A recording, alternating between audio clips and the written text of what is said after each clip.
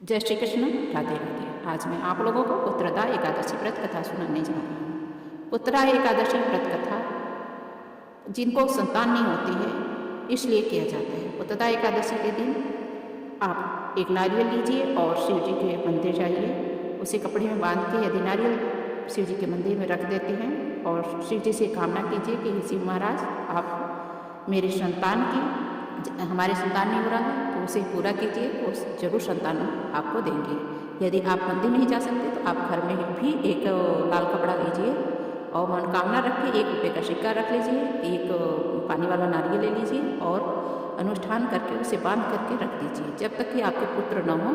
पुत्रदा एकादशी के दिन बांध करके अपने मंदिर में शिव जी को अर्पित कर दीजिए और एक स्थान पर रख के उनकी पूजा कीजिए।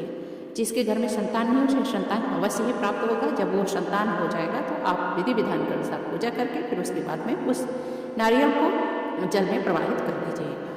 तो आइए हम लोग कथा की ओर चलते हैं। ये तो आपको उपाय बता दिया। पुत्रदा एकादशी व्रत के दिन जो लोग व्रत रखते हैं उसे पुत्र की प्राप्ति होती है। धर्मराज युधिष्ठिर जी कहने लगे, हे भगवान, आपने पौष मास के कृष्ण पक्ष की शुक्ला एकादशी का महत्व बता करके बड़ी कृपा किया है। अब आप कृपा करके मुझे पौष मास के शुक्ल पक्ष की एकादशी भी बताइए। इस एकादशी का क्या नाम है, इस व्रत का क्या विधान है, इसकी विधि क्या है, इस व्रत करने से किस फल की प्राप्ति होती है, इसमें कौन से देवता का पूजन किया जाता है, कृपया यह सब विधि आप बताइए। कृपा करके भगवान श्री कृष्ण जी बोले, पौष मास के शुक्ल पक्ष में आने वाली एकादशी को पौष पुत्रदा एकादशी व्रत कहा जाता है। इसमें भगवान नारायण की पूजा किया जाता है। विधि विधान के अनुसार पीले रंग का फूल, पीले रंग का पुष्प, पीले रंग का फूल, पीले रंग का फल, पीले रंग का मिष्ठान भोग में लगाया जाता है, पीले रंग का वस्त्र चढ़ाया जाता है और धूप दीप दिखा करके विष्णु भगवान का पूजा किया जाता है।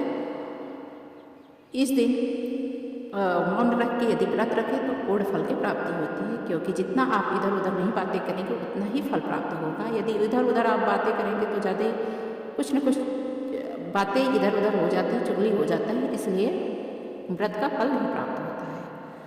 तो श्री कृष्ण जी कहने लगे कि इस तरह से आप व्रत करो तो पूर्ण फल प्राप्त होगा। इस चर और अचर संसार में पुत्रदा एकादशी के व्रत के समान कोई व्रत नहीं है। इस व्रत के करने से मनुष्य तपस्वी, विद्वान और लक्ष्मीमान होता है।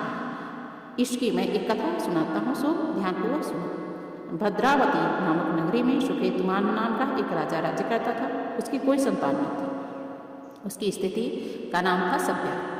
वह निपुत्ति होने के कारण सदैव चिंतित रहा करती थी। राजा के पितर भी रो रो करके पिंड लिया करते थे और सोचा करते थे कि इसके बाद हमको कौन पिंड देगा। राजा को भाई, बांधव, धान, हाथी, घोड़े, राज्य और मंत्री इन सब में से किसी से भी संतोष न था। वह सदैव यही विचार करता था कि मेरे मरने के बाद मुझको कौन पिंडदान देगा। बिना पुत्र के पितरों और देवताओं का ऋण मैं कैसे चुका सकूँगा। जिस घर में पुत्र न हो वह सदैव अंधेरा ही रहता है, उस घर में सदैव अंधेरा ही रहता है। इसलिए पुत्र संपत्ति के लिए यत्न करना चाहिए। जिस घर में पुत्र का मुख देखा है वह धन्य है। इसको इस लोक में यश और परलोक में शांति मिलती है, अर्थात उनके दोनों लोक सुधर जाते हैं। पुत्र पूर्व जन्म के कर्म से ही इस जन्म में पुत्र आदि धन प्राप्त होते हैं। राजा इसी प्रकार के रात दिन चिंता में लगा रहता था। एक समय तो राजा ने अपने शरीर को त्याग देने का निश्चय किया, परंतु आत्मघात को महान पाप समझ करके उसने ऐसा नहीं किया। एक दिन राजा ऐसा विचार किया कि अपने घोड़े पर सवार होकर के वन को जा रहा था। तभी पक्षियों और वृक्षों को देखने लगा। उसने देखा कि वन में मृग, व्याघ्र, सुअर, सिंह, सर्प, बंदर आदि सब भ्रमण कर रहे थे। हाथी अपने बच्चों और हथिनियों के बीच में घूम रहा था। इस वन में कहीं तो गिद्ध और अपने कर्कश स्वर में बोल रहे थे, कहीं उल्लू ध्वनि कर रहे थे। वन के दृश्यों को देख करके राजा सोच विचार में लग गया। इसी प्रकार आधा दिन बीत गए। वह सोचने लगा कि मैंने कई यज्ञ किए, ब्राह्मणों को स्वादिष्ट भोजन से तृप्त किया, फिर भी मुझको दुख प्राप्त हुआ। राजा प्यास के मारे अत्यंत दुखी हो गया और पानी की तलाश में इधर उधर भटकने लगा। थोड़ी दूर पर राजा ने एक सरोवर देखा। उस सरोवर में कमल खिले थे तथा सारस, हंस, मगरमच्छ आदि विहार कर रहे थे। उस सरोवर के चारों तरफ मुनियों के आश्रम बने हुए थे। उसी समय राजा के दाहिने अंग फड़कने लगे। राजा शुभ शगुन समझ करके घोड़े से उतर करके मुनियों को दंडवत प्रणाम करके बैठ गए। राजा को देख करके मुनियों ने कहा, हे राजन, हम तुमसे अत्यंत प्रसन्न हैं। तुम्हारी क्या इच्छा है सो कहो। राजा ने पूछा, महाराजा आप कौन हैं और किस लिए यहाँ आए हैं, कृपा करके बताइए।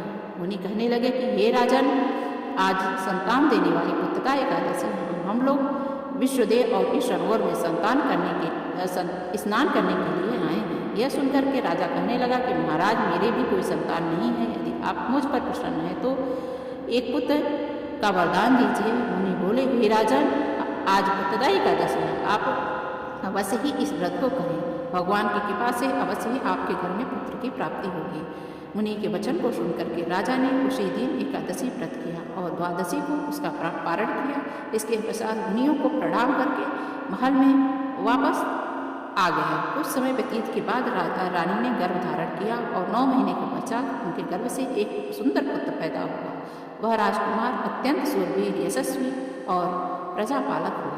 हे श्री कृष्ण जी बोले, राजा पुत्र की प्राप्ति के लिए पुत्रदा एकादशी का व्रत जरूर करना चाहिए। जो मनुष्य इस महात्मा को करता है या सुनता है, उसे अत्यंत ही स्वर्ग की प्राप्ति होती है। तो पुत्रदा एकादशी व्रत आप जरूर कीजिए। यदि आपके घर में लड़की है तो उसे भी आप सम्मान दीजिए, ना कि पुत्र के इच्छा में आप कई अनैतिक काम कर लीजिए। ऐसा मत कीजिएगा, क्योंकि लक्ष्मी भी पुत्र से बढ़ के होती है। इसलिए लड़की है तो लड़की का भी आप कदर कीजिए, और लड़का है तो ठीक है, नहीं लड़का है तो लड़की का ही कदर कीजिए। जय श्री कृष्ण, राधे राधे।